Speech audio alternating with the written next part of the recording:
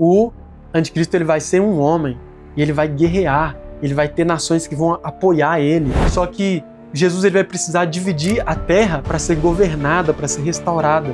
Então o Senhor ele vai decidir quem vai governar o quê. Nós precisamos proclamar o Evangelho, mas também preparar os nossos familiares. Será que a igreja brasileira está pronta para esses tempos difíceis?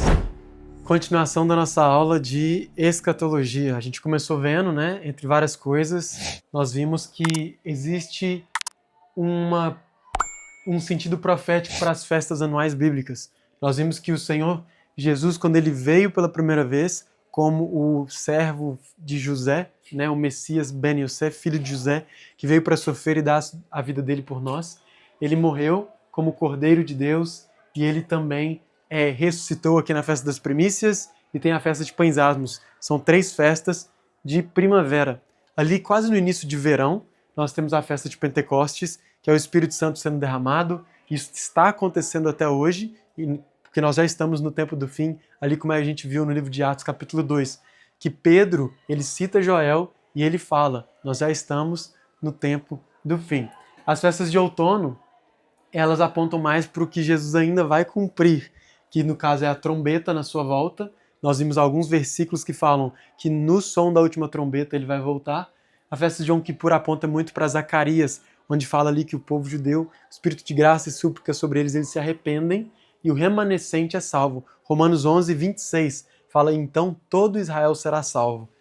E aqui a gente vê tabernáculos como uma manifestação do reino de Deus de forma plena e também tabernáculos, você está no deserto, olhando para cima, para as estrelas, no sentido de nós não somos daqui. Então as festas de outono, elas acontecem todas no mês de Tishrei, uma pertinho da outra, e isso pode nos significar alguma coisa profética, que a vinda do Senhor vai acontecer na mesma época, todos aqueles cumprimentos dessas festas, cumprimento profético.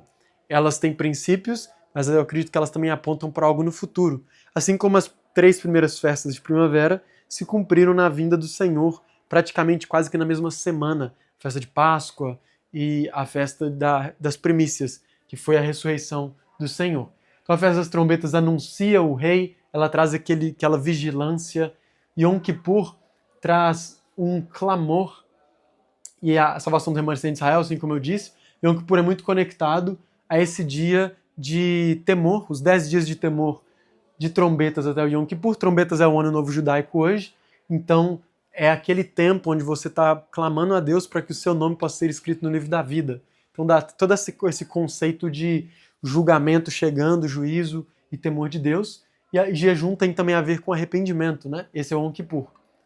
E o Sukkot, que é a festa de tabernáculos, é nós esperando a vinda do Senhor e também o estabelecimento completo do reino messiânico. Uma coisa interessante é que a festa de tabernáculos, ela aponta muito para o Israel indo para o deserto, ficar nas tendas, e naquelas tendas eles podem ver os céus, eles estão esperando algo, estão esperando o Senhor, e existe uma passagem ali que a gente vai ver agora em Apocalipse, que fala que a mulher, ela foi para o deserto, e ela foi sustentada ali por 1260 dias. Ou seja, é toda a ideia de que nós não somos deste mundo e que Israel vai ser sustentado. Vamos lá então para o que a gente já viu na aula passada e nessa aula, sobre os últimos 7 anos, qual que é o fundamento que a gente viu em Mateus 24 e também em Daniel, da vinda do Senhor. Primeiro, nós vimos o versículo de Tessalonicenses, que fala que vai haver paz e uma repentina destruição. Então a gente pode entender que vai haver esse tempo de paz. É bem claro para a gente que o anticristo ele firma um pacto de 7 anos e que os sacrifícios no templo vão estar acontecendo. Vários versículos, um deles é Daniel 11:31, e no meio desses 7 anos, o dia do Senhor acontece. Jeremias 30 vem falar que o dia do Senhor é um tempo de angústia para Jacó. Então este é quando começa esse tempo de angústia, diferente do dia de Jesus, que lá em Tessalonicenses mostra que é a vinda dele, a volta dele. Nós vimos também na aula passada sobre a abominação da desolação, que acontece no meio desses 7 anos, e essa abominação, de acordo com o 2 Tessalonicenses, é o anticristo principalmente o anticristo, se assentar no templo de Deus como se ele fosse Deus. Essa é a maior blasfêmia que ele poderia fazer. E um tipo disso, né, algo que apontou para isso que vai acontecer, é o que Antíoco fez no século I ali, quando ele destruiu o templo e ele ofereceu um animal impuro e ele colocou ali uma imagem no templo. Pode ser que o anticristo também faça isso. E aí vai começar uma perseguição dos santos. Nós vamos ver esses versículos com detalhe agora. Daniel 7, em específico, fala que o anticristo, né, esse homem, esse príncipe que está por vir, esse homem de pecado, ele vai perseguir os santos por um tempo, tempos e metade de um tempo. Então esse vai ser em específico o tempo que ele vai ter autoridade sobre os santos. Daniel capítulo 11 também fala desse rei, né? Muitas das vezes quando ele usa ele em Daniel, está falando do anticristo, ele vai se levantar e se engrandecer sobre todo Deus, ou tudo aquilo que se chama Deus, de acordo com Tessalonicenses. Daniel, no versículo 40, é bem específico, está falando sobre o tempo do fim.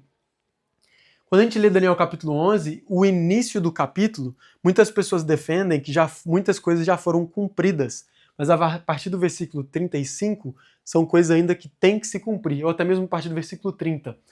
E essas coisas, né, que dizem respeito do templo ser destruído e tudo mais, a gente pode entender, então, a profecia, assim como Joel capítulo 2, o Espírito Santo já foi derramado. Pedro falou lá em Atos 2, né, o Espírito Santo, esse é o último, assim como o profeta Joel falou, nos últimos dias o Espírito será derramado sobre toda a carne. Só que ao mesmo tempo, nós sabemos que o Espírito ainda não foi derramado sobre toda a carne. Então isso ainda está se cumprindo. Então, independente de como a gente vê Daniel 11, o que é para o futuro e o que já aconteceu no passado, nós sabemos que a profecia ela pode acontecer mais de uma vez, e também que existem coisas específicas dentro da profecia que são só para o passado ou são só para o futuro.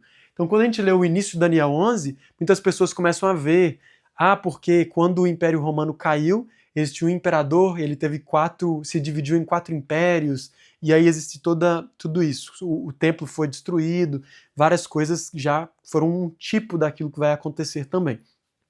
A gente lê então, continuando aqui, no tempo do fim, o rei do sul lutará contra ele, e o rei do norte o acometerá com carros.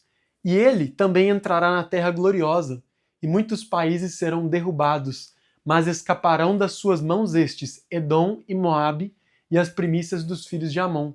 Mas os rumores do Oriente e do Norte o espantarão, e sairá com grande furor para destruir e extirpar a muitos. E armará as tendas do seu palácio entre o mar grande e o monte santo e glorioso. Mas virá o seu fim, e não haverá quem o socorra. Existem várias passagens de Daniel, só que aqui eu acho interessante que nós sabemos que o anticristo ele terá nações que vão apoiar ele. Então agora nós estamos falando sobre um momento onde o anticristo ele batalha, existem guerras, e existem também países que lutam contra o exército do anticristo.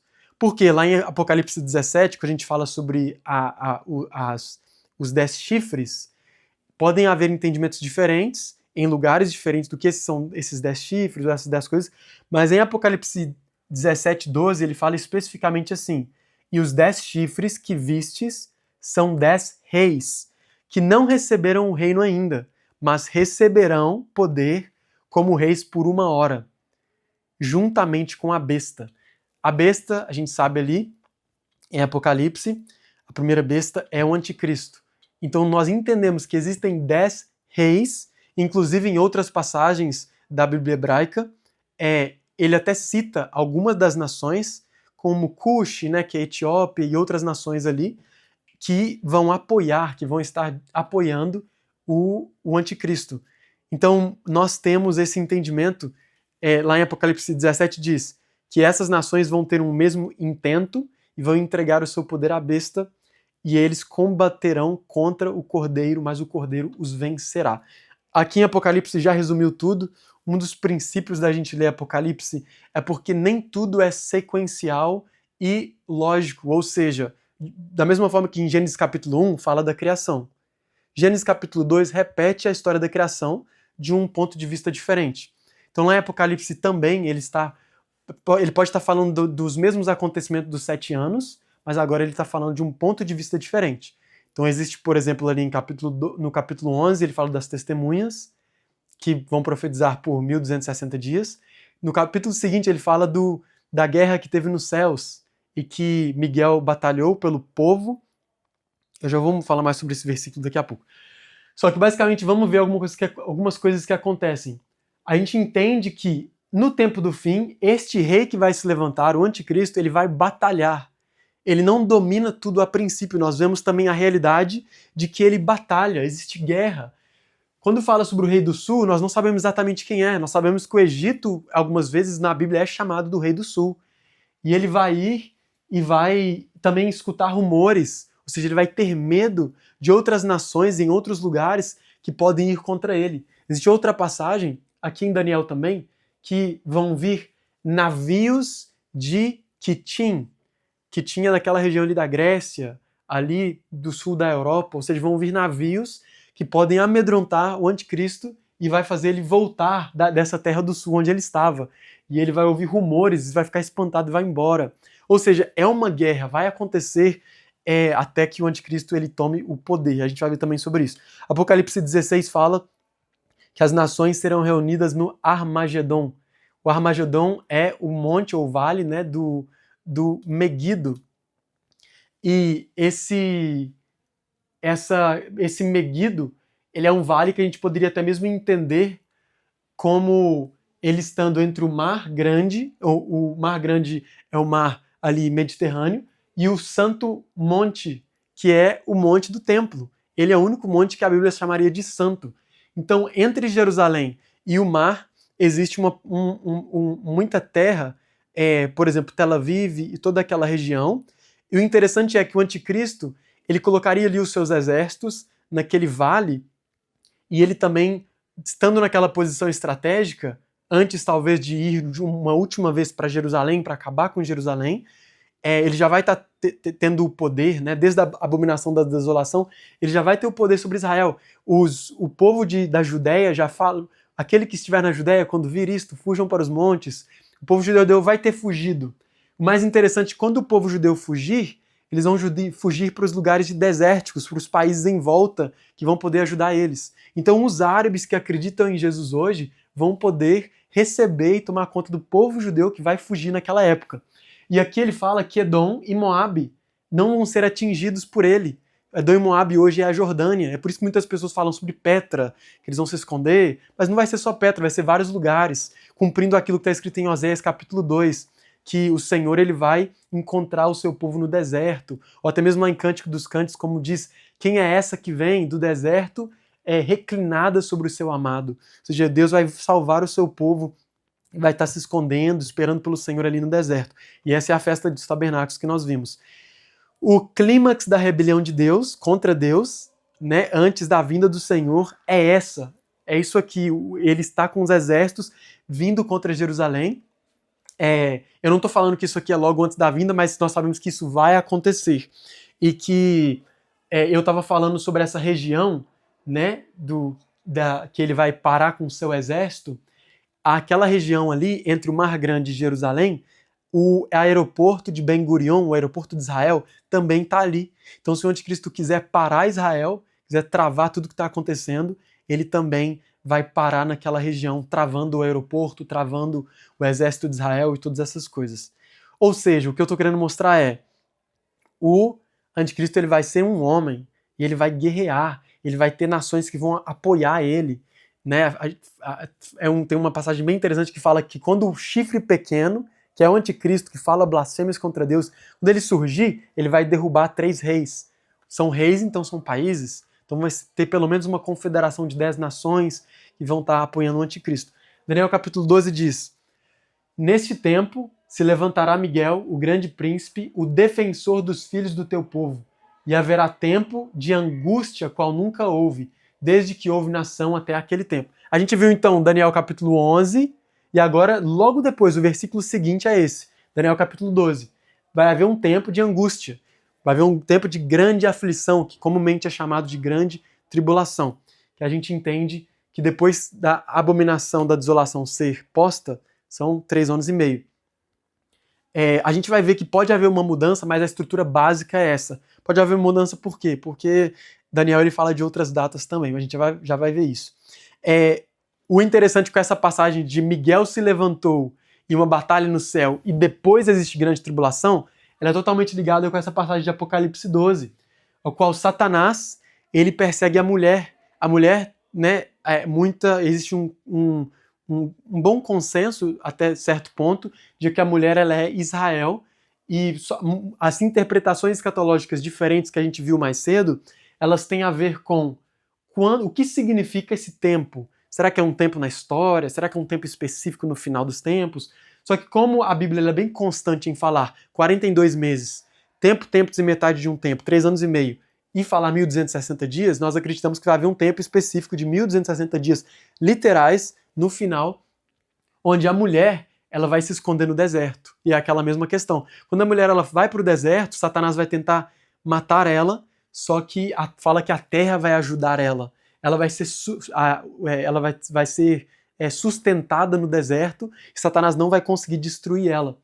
Satanás, através do anticristo, estou falando dos seus exércitos.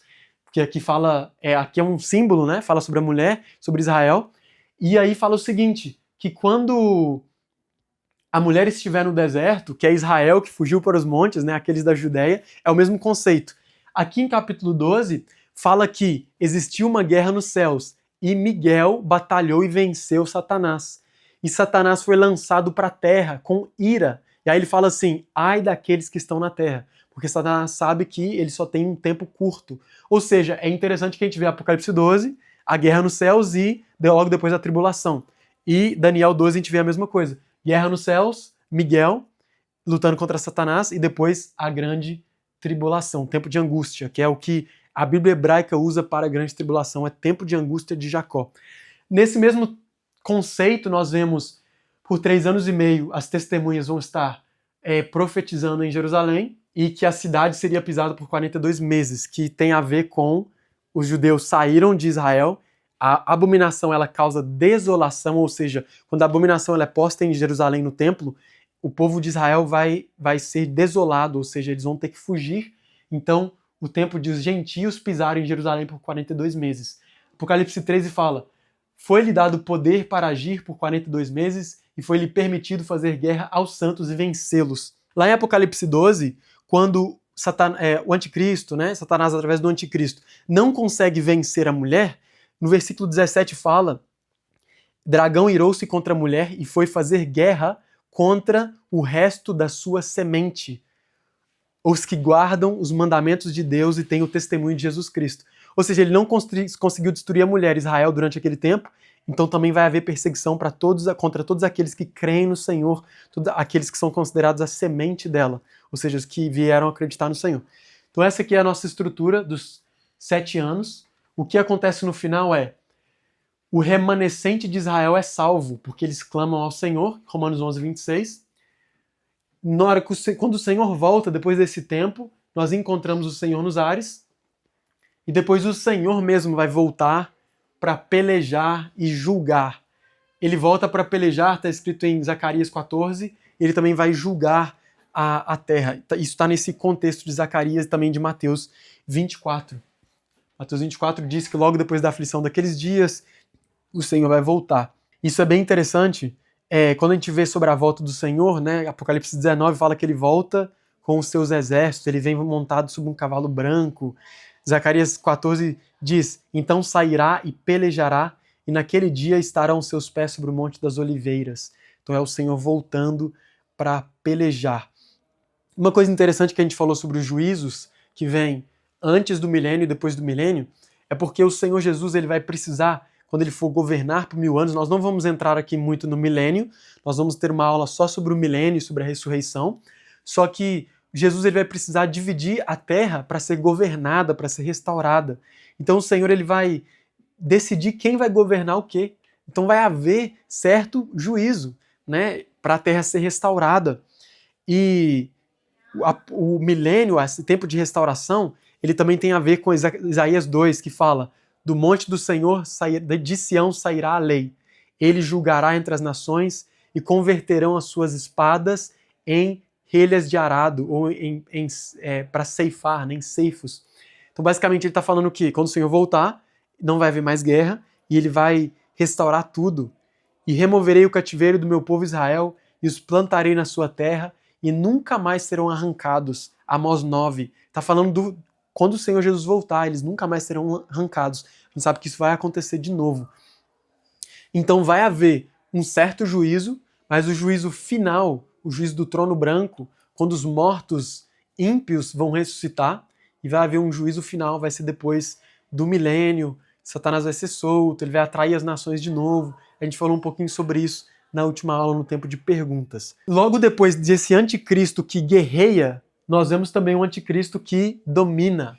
Fala assim sobre ele: e faz com que todos, grandes e pequenos, ricos e pobres, livres e servos, lhe seja posto um sinal na mão direita e na testa, para que ninguém possa comprar ou vender, senão aquele que tiver o sinal, ou o nome da besta ou o número de seu nome. Ou seja, o anticristo vai chegar a um determinado ponto que ele vai ter domínio sobre a economia. As pessoas não vão conseguir comprar ou vender sem essa marca. Pode ser um chip, né? Muitos anos as pessoas falam sobre chip. Pode ser um Neurolink da vida. Pode ser várias coisas. Mas a palavra não sabia, não conhecia chip, não conhecia celular, não conhecia tecnologia. Quando João escreveu isso, e ele diz que vai haver um sinal. Então nós não precisamos ficar especulando o que é esse sinal, porque nós vamos saber quando o anticristo aparecer. Ele vai colocar a abominação da desolação e ele vai forçar as pessoas a ter esse sinal, essa marca.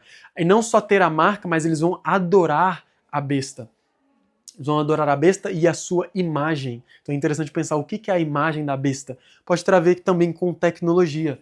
Apocalipse 13 diz: foi-lhe permitido fazer guerra aos santos e vencê-los, e deu-se-lhe poder sobre toda tribo, língua e nação. E adoraram-na todos que habitam sobre a terra. Então a gente viu o anticristo que ele batalha contra nações, ele tem uma confederação de nações que estão a favor dele, mas a gente viu também o anticristo que ele domina sobre as tribos e nações, ele domina sobre o sistema econômico financeiro.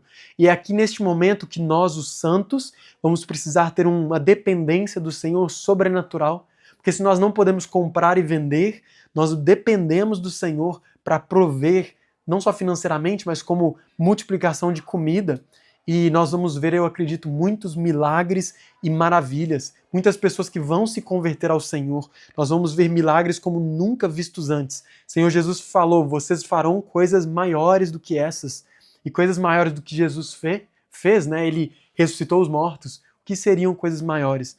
Nós estamos falando de coisas sobrenaturais. Nós já vimos Elias na Bíblia, que correu como um The Flash, ele correu mais rápido que cavalos. A gente vê na Bíblia ali curas sobrenaturais. Eliseu sabia o que o rei estava falando na recâmara dele, o que o rei da Assíria estava falando.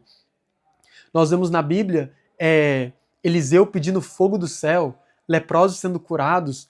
A gente vê Filipe ali em Atos, ele foi transladado, ele pregou o evangelho para o eunuco e desapareceu, o Espírito levou ele foi transladado. Então nós vamos ver milagres e maravilhas.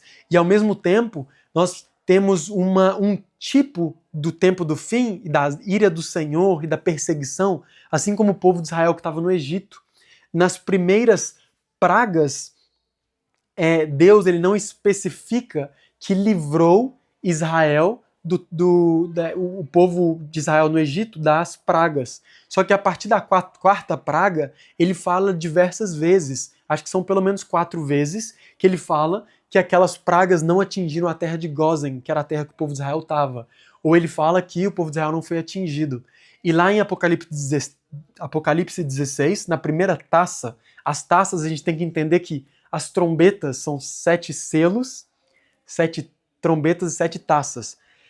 A 7ª taça começa as trombetas. A 7ª trombeta começa, né, são as taças.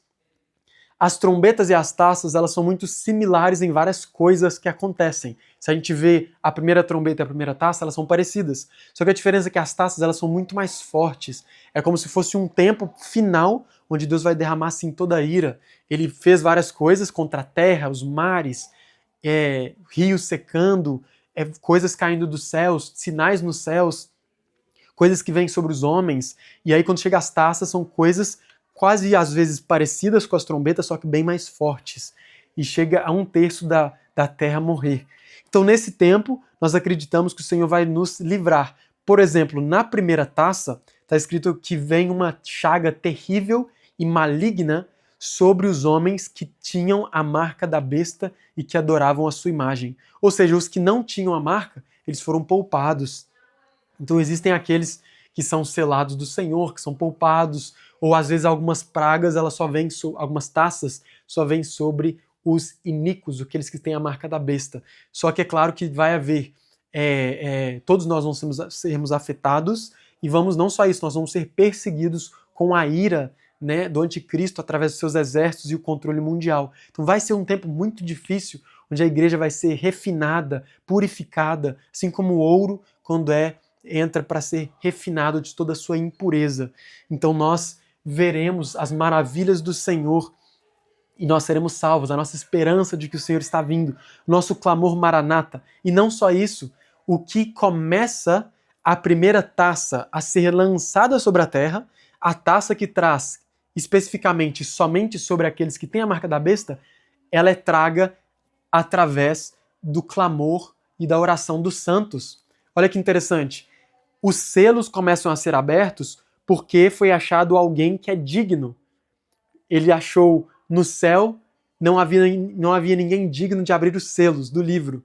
E quando eles acham o Cordeiro de Deus, que é digno de abrir os selos, ele começa a abrir os selos e começa, né, o cavalo, os 4 cavaleiros, e tudo isso tem significado. A gente precisaria de mais tempo para aprofundar e também, né, tá aprendendo mais com sabedoria o que significa isso, mas a gente está vendo uma estrutura básica de coisas que são mais claras. E depois, quando Jesus traz os selos, as taças só começam a ser liberadas quando o anjo, ele está escrito ali em Apocalipse que ele coloca o incenso junto com a oração dos santos ali no altar de ouro.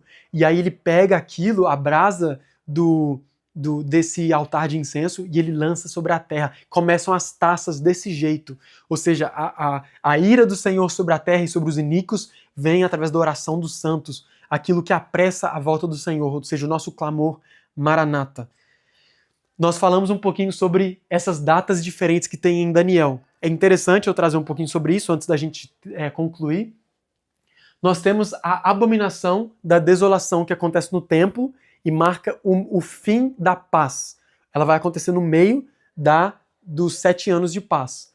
E aí, várias passagens falam sobre 1260 dias, que seriam 3 anos e meio, porque na Bíblia, nós já vimos em outra oportunidade, numa outra aula, nós vimos sobre a profecia de Daniel se cumprindo quando o Messias vem, e a gente aprende que um mês ali na Bíblia é 30 dias. Isso está lá em Gênesis.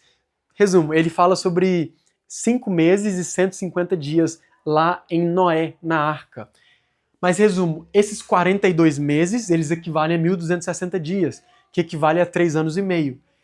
Esse tempo indica a derrota da besta, porque ela só vai ter poder por 3 anos e meio. A volta de Cristo vai ser depois de 3 anos e meio. E o fim da grande tribulação, porque os santos vão ser perseguidos por 3 anos e meio. Então tudo isso indica para 3 anos e meio. Só que existe uma passagem interessante em Daniel 12, versículo 11 e 12, que ele fala desse jeito. Desde o tempo em que o sacrifício diário for tirado e posta a abominação desoladora, ou seja, o início, aquele tempo do meio da tribulação, dos 7 anos de paz, ele fala assim, haverá 1290 dias. Versículo seguinte, bem-aventurado o que espera e chega a 1335 dias. Então, o que a gente poderia especular que vai estar acontecendo nesses 30 dias entre a volta de Jesus, o fim da tribulação, a derrota da besta, é que as nações vão estar sendo julgadas nesse período.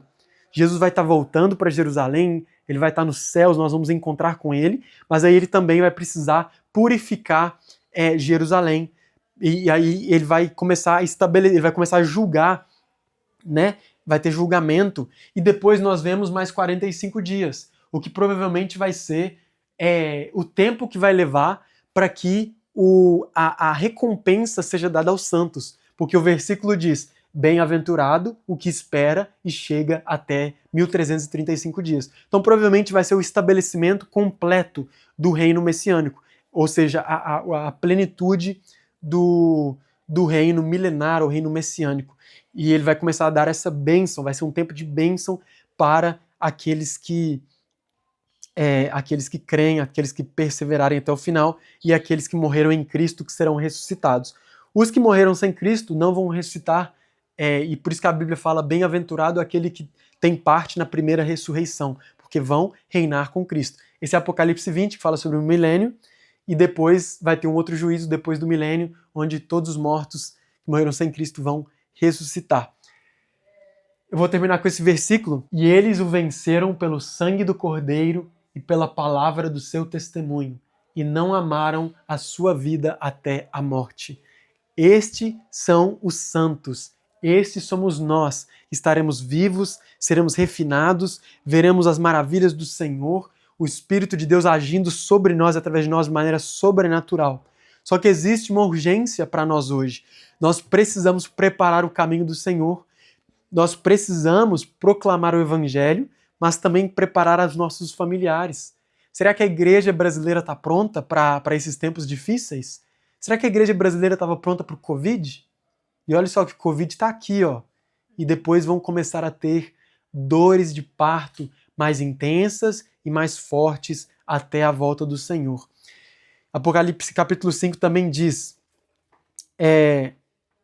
ele fala sobre o Cordeiro que foi digno de abrir o livro, e aí o anjo vem com a oração dos santos e começa a trazer essas taças. E é isso, o Senhor ele tem preparado uma noiva, uma geração sem face, ou seja, uma geração não de uma pessoa que é famosa e líder e faz, mas o Senhor, através de nós, através do Espírito Santo, ele está trazendo para nós hoje como uma geração que anda, caminha no poder do Senhor, que vive os dons do Espírito e que preparam a volta do Senhor, no sentido de proclamar, de estar prontos como as 5 virgens sábias que estão cheias do óleo. E o Senhor, nosso Rei, depois disso tudo que nós vimos de tribulação, ele voltará para acabar com o nosso sofrimento. Sofrimento que nós podemos ter hoje e sofrimento que nós teremos ainda. Ele diz que ele enxugará toda lágrima. E esse é o nosso Senhor. Nós terminamos essa aula mais uma vez clamando, vem Senhor Jesus. Essa é a nossa esperança. Nossa esperança não está nessa terra. A esperança do anúncio do Evangelho é o Senhor vem, o seu reino vem, se arrependam. E essa é a nossa esperança também, que nosso Senhor está voltando. Fala meu amigo, minha amiga, é um prazer enorme ter você aqui assistindo o nosso vídeo. Eu espero que você esteja sendo edificado. Se você quiser receber o PDF com o material sobre a aula, tem um link aqui logo na descrição. É só você colocar ali suas informações e nós vamos enviar para o seu WhatsApp. Um abraço.